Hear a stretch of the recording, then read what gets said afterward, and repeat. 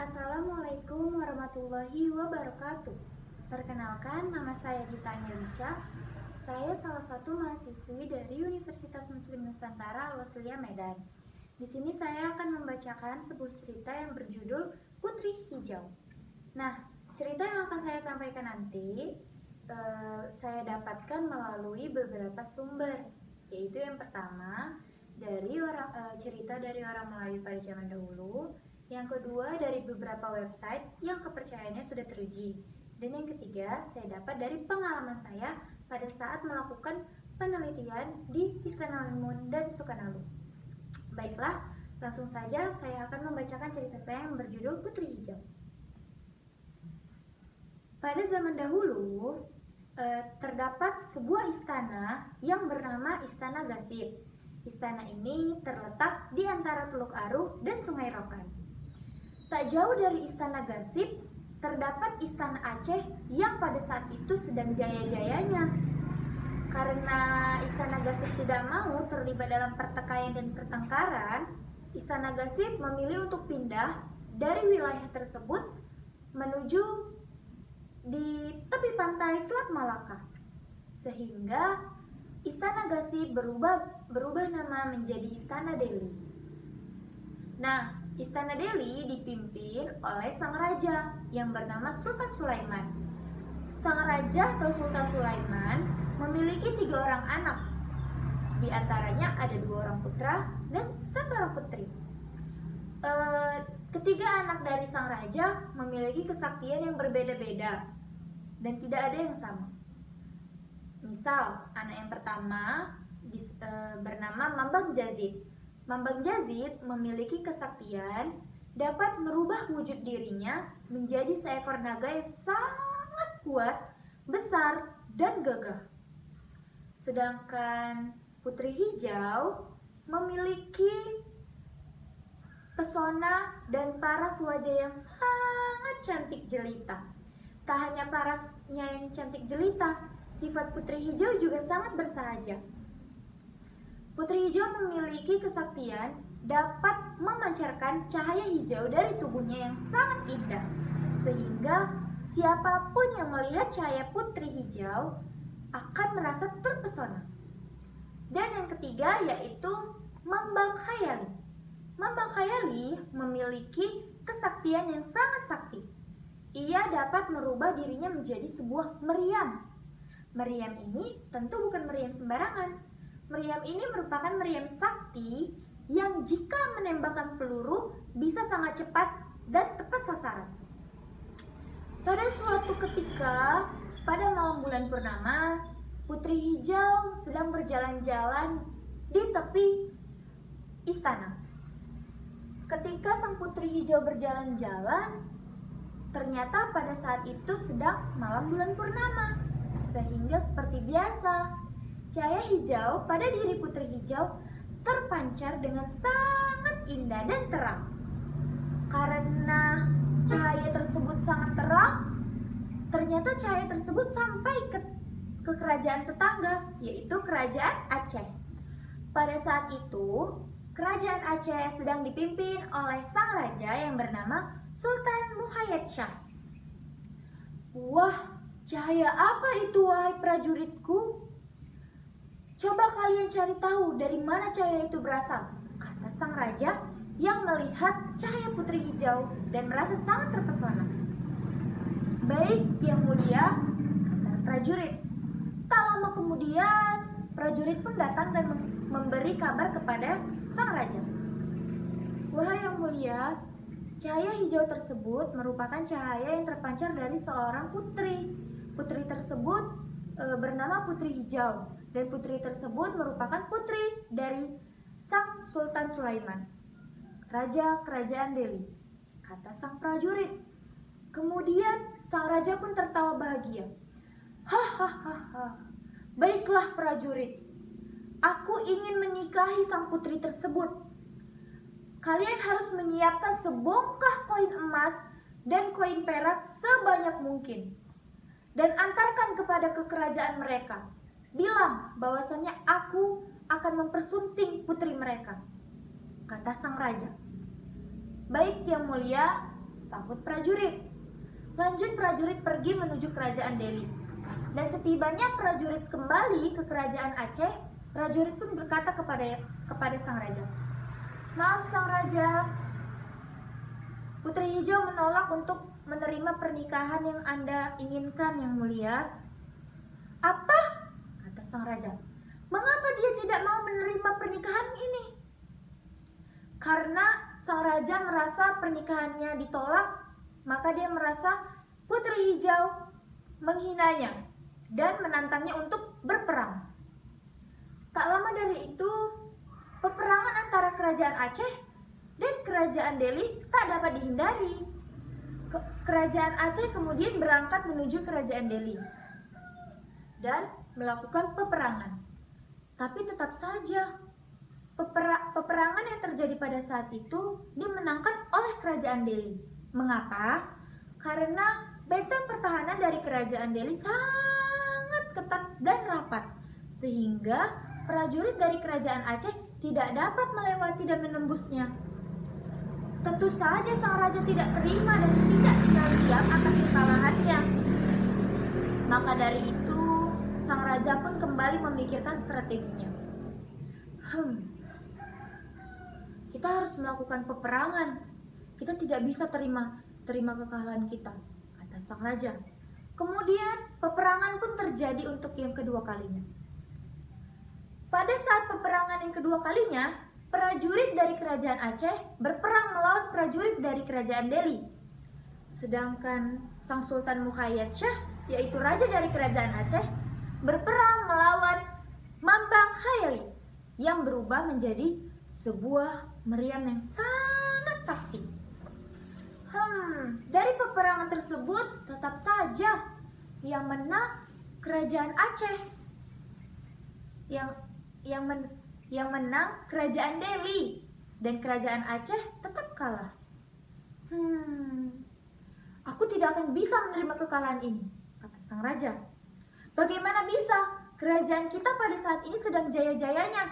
Aku tidak akan tinggal diam jika kerajaan kita harus menanggung kekalahan, kata sang raja. Kita harus memikirkan strategi baru, kata sang raja.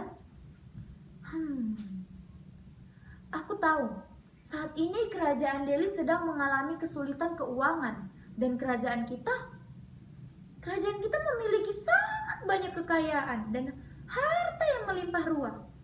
Kalau begitu, kita akan bermain kecurangan. Kita akan melemparkan koin-koin emas ke wilayah kerajaan Delhi. Lanjut, peperangan ketiga pun dimulai. Karena sang raja tidak terima akan kekalahannya, maka sang raja pun melakukan strategi yang ketiga tersebut. Ia terus melemparkan koin emas ke kerajaan Delhi. "Lempar, lempar!" sahut sang raja kepada sang prajurit. Sang prajurit pun terus saja melempar koin tersebut tiada henti. Dan sang prajurit kerajaan Delhi pun melihat koin-koin yang berserakan di mana-mana. Ada koin, ayo kita pungut. Sampai semua prajurit kerajaan Delhi terus memunguti koin-koin yang berserakan di bawah. Sementara itu, sang meriam sakti, yaitu Mambang Hayali, terus menembakkan peluru dengan sangat cepat dan tepat. Pada saat meriam menembakkan peluru dengan sangat gencar, meriam tersebut menjadi sangat panas dan tak dapat dikendalikan, sehingga menyebabkan meriam tersebut terbelah menjadi dua. Bongkahan yang pertama atau pecahan yang pertama itu tetap berada di kerajaan Delhi, sedangkan yang satunya melesat jauh ke perbatasan Tanah Karo, atau biasanya sekarang disebut dengan wilayah Sukarnalu. Setelah peperangan itu berakhir, maka dapat disimpulkan bahwasannya kerajaan Aceh yang memenangkan peperangan ini, dan kerajaan Delhi harus menerima kekalahan. Hahaha, aku sudah menang dan kerajaan kalian kalah, wahai kerajaan Delhi, kata sang raja. Aku akan membawa Putri hijau kalian dan menjadikannya menjadi milikku dan istriku, kata sang raja. Baik yang mulia, kami menerima kekalahan kami, kata Mambang Jazid. Tapi sebelum itu, izinkan kami untuk meminta 3 syarat dari yang mulia. Baik, apa syaratnya? Aku akan menerima persyaratan kalian, kata sang raja. Baik yang mulia, syarat yang pertama, saya meminta untuk yang mulia menyediakan lemari jati yang semua sekelilingnya dipenuhi dengan kaca. Yang kedua, saya meminta yang mulia untuk menyiapkan tepung tawar, bertik, dan sebutir telur ayam kampung. Dan yang ketiga, saya meminta yang mulia untuk tidak akan pernah menyentuh Putri Hijau sampai yang mulia dan Putri Hijau berada di kerajaan Aceh, kata Mambang Jazid. Semudah itukah syarat kalian? Baiklah, aku akan memenuhinya, kata yang mulia. Kemudian yang mulia pun pergi bersama prajuritnya untuk menyiapkan persyaratan tersebut. Sementara Mambang Jazid berkata kepada Putri Hijau, wahai Putri Hijau adikku, aku tak akan membiarkanmu semudah itu untuk jatuh ke tangan sang raja licik itu. Kau jangan takut, aku pasti akan membantumu. Bersabarlah adikku, kata sang Mambang Jazid. Kemudian Putri Hijau pun hanya tersenyum dan berkata, baik kakak, kata sang Putri Hijau. Keesokan harinya, tibalah sang raja di tepi laut Selat Malaka. Nah, setelah sang raja tiba, rupanya sang raja sudah menyiapkan lemari jati yang dipenuhi dengan kaca, tepung tawar, bertik, dan sebutir telur ayam kampung. Tidak lama kemudian, ternyata sang putri datang. Sang putri datang dan berkata, maaf yang mulia, saya membuat yang mulia menunggu. Tidak apa-apa wahai Putri Hijau. Aku sangat senang menunggu di hari ini, karena sebentar lagi kau akan menjadi istriku, kata sang raja. Baiklah, ayo kita berangkat menuju kerajaan Aceh, kata sang raja. Mohon maaf yang mulia, sebelum kita berangkat, izinkan saya untuk melakukan beberapa ritual terlebih dahulu. Baik, kata sang raja. Apa yang akan kamu lakukan? Kata sang raja. Kemudian sang putri pun mengambil sebutir telur ayam kampung dan melemparkannya ke tengah laut. Sudah telur ayam kampung terlempar ke tengah laut, maka itu menandakan bahwasannya ritual yang pertama telah dimulai. Selanjutnya, Putri Hijau pun mengambil bertik dan menaburkannya ke atas lemari kaca sambil membaca doa. Nah, yang ketiga, Putri Hijau mengambil tepung tawar dan menepung tawari lemari kaca tersebut. Setelah selesai, tepung tawar merupakan pertanda bahwasannya ritual pertama telah berakhir. Selanjutnya, Putri Hijau pun kembali berkata, wahai yang mulia, ritual pertama sudah kita lakukan. Ritual kedua yaitu mari kita masuk ke dalam lemari kaca tersebut. Lemari kaca tersebut yang mulia yang membuatnya, maka yang mulia dululah yang harus masuk ke dalamnya, kata sang Putri Hijau. Kemudian mendengar perkataan dari sang Putri Hijau, yang mulia raja malah tidak mau. Tidak, aku tidak akan mau masuk terlebih dahulu ke dalam lemari tersebut. Jika kau mau masuk terlebih dahulu, kau saja yang masuk, kata yang mulia. Dengan mendengar perkataan yang mulia, Putri Hijau merasa sangat senang dari dalam hatinya. Baiklah, dalam hatinya. Baik yang mulia, katanya, saya akan masuk terlebih dahulu. Tak lama kemudian berjalanlah sang Putri Hijau dengan langkah kaki yang gemulai untuk masuk ke dalam lemari kaca. Setelah sang Putri Hijau masuk ke dalam lemari kaca, betapa bahagianya dia saat tahu bahwasannya kakaknya, yaitu Mambang Jazid, telah menjelma menjadi seekor naga dan berada di bawah lemari kacanya. Lemari kaca, laut, dan kakaknya di bawahnya, yaitu jelmaan naga. Nah, karena sang putri hijau sudah tahu kakaknya berada di bawah lemari tersebut, sang putri hijau pun langsung masuk ke dalam lemari kaca tanpa merasa takut.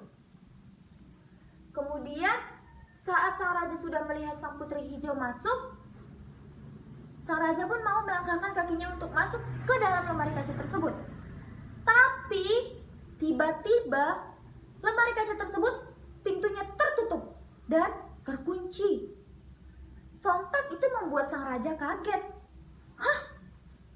Bagaimana aku bisa masuk jika lemari kaca ini tidak bisa dibuka dan terkunci? Kata sang raja.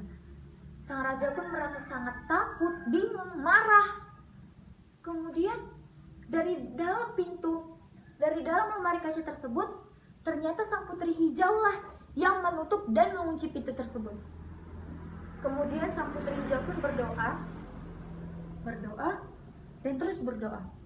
Dan yang terakhir, sang putri hijau memanggil nama kakaknya sebanyak 3 kali. Mambang Jazid, Mambang Jazid, Mambang Jazid, datanglah wahai kakakku. Sontak teriak sang putri hijau. Tiba-tiba langit yang tadinya cerah, angin yang tadinya tenang, menjadi langit gelap dan angin yang sangat kencang. Sontak itu membuat sang raja kaget dan ketakutan. Ada apa ini? Kenapa langit seperti ini? Kenapa? Kenapa bisa ada angin sekencang ini? Kata sang raja. Tanpa disadari, tiba-tiba lemari kaca itu berjalan dengan sangat cepat. Dan pada saat lemari kaca itu berjalan dengan sangat cepat, lemari kaca itu dibawa oleh sang naga, yaitu jelmaan dari Mambang Jazid. Wush! Berjalan lemari kaca tersebut dari tepi laut dan tiba-tiba sampai di tengah laut. Sontak membuat sang raja kaget. Hah? Kenapa lemari kaca tersebut sudah berada di tengah laut? Bahkan sang raja tidak sadar kapan lemari itu berjalan. Dan pada saat sang raja melihat lemari itu sudah berada di tengah laut, sang raja pun merasa sangat bingung dan merasa sangat takut. Ada apa ini sebenarnya? Mengapa lemari kaca sudah berada di sana? Pada saat sang raja merasa takut dan sangat bingung, kemudian sang raja mendengarkan sebuah teriakan. Dengarkan perkataanku. Jika ada orang Melayu lahir dan memiliki wajah yang secantik diriku, maka pasti ada kekurangan dalam dirinya. Dengarkan perkataanku. Ternyata teriakan tersebut merupakan teriakan dari sang putri hijau yang berada di dalam lemari tersebut. Sontak itu membuat raja semakin kaget dan takut. Ada apa ini? Karena sang raja sudah tak memiliki harapan lagi, sang raja pun menyadari kekalahannya. Dan sang raja pun menyadari bahwasannya dia tak dapat memiliki dan menjadikan putri hijau sebagai istrinya. Sehingga dia pun hanya bisa terdiam dan termenung di tepi pantai tersebut. Sementara putri hijau sampai saat ini masih menjadi legenda dan misteri pada cerita putri hijau. Jadi kesimpulannya, sang raja terus saja memaksakan kehendaknya kepada putri hijau. Nah, cerita ini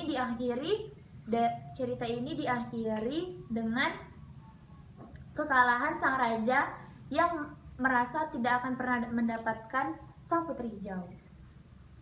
Baiklah, sekian dari cerita putri hijau yang telah saya sampaikan. Lebih dan kurang saya mohon maaf. Wabillahi taufik wal hidayah. Wassalamualaikum warahmatullahi wabarakatuh. Terima kasih.